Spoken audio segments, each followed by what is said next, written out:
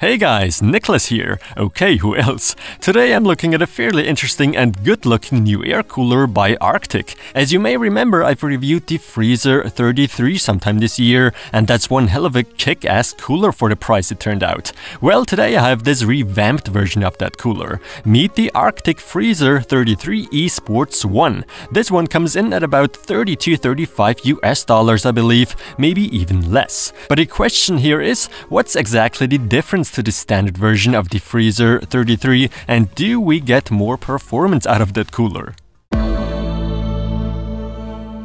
Besides the cosmetic differences, the main one here is that this eSports 1 version is not semi-passive anymore. This cooler is now equipped with Arctic's new Bionics F120 FDB fan, which theoretically should be very quiet with its newly developed motor, since most of the vibrations coming from the motor are being absorbed. A nice bonus is a longer fan lifespan. However, at first glance, the main difference is the now all matte black aluminum heatsink. This is what Arctic names thermal coating.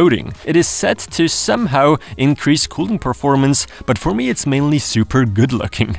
For those asking, no, there's no RGB or any sort of lighting going on. Included, of course, is all the needed mounting hardware, thermal paste, and 2 extra wire clips should you want to attach another fan. Also, you can easily connect another fan to this cable. Very convenient. This cooler apparently should be able to handle a TDP of 200 watts easily, with the absolute maximum being 320 watts. We are getting a direct contact, copper base, and 4 6mm thick heat pipes. The specs seem all decent. What else would you expect? Although watch out when using the CPU cooler with LJ 2066 or 2011 CPUs. Only motherboards fitted with a square ILM 80x80mm spacing are supported. The installation onto my 7700K test bench is not too difficult actually, and as you can see, there's absolutely no issue with memory clearance. This Freezer 33 eSports 1 sure does look awesome on my test bench, but what matters most is performance, of course, so let's check it out.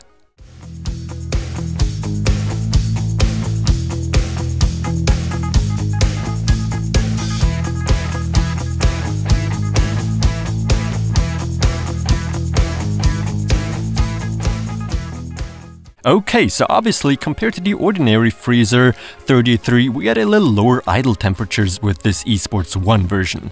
Well, that's because the fan doesn't turn off when under light loads, as it's the case with the standard version of this cooler. In my opinion, it doesn't make a difference though. With just 200 RPM the Bionics fan spins at, I did not hear anything of it. Only when increasing the CPU load, then it's clearly audible and not exactly the quietest. But then again, it's not a big cooler, and for being relatively small actually, it does a really good job at cooling, I gotta say. Sure, as seen in the charts, it's not the best performer on the list, but it keeps up remarkably well. One, after all, needs to take the significantly lower pricing of $30 to $35 into consideration. Those other coolers cost a fair bit more. So in my opinion, the Freezer 33 eSports 1 is a great new air cooler by Arctic, probably even a little bit better than the standard Freezer 33 because of its improved aesthetics and overall better fan.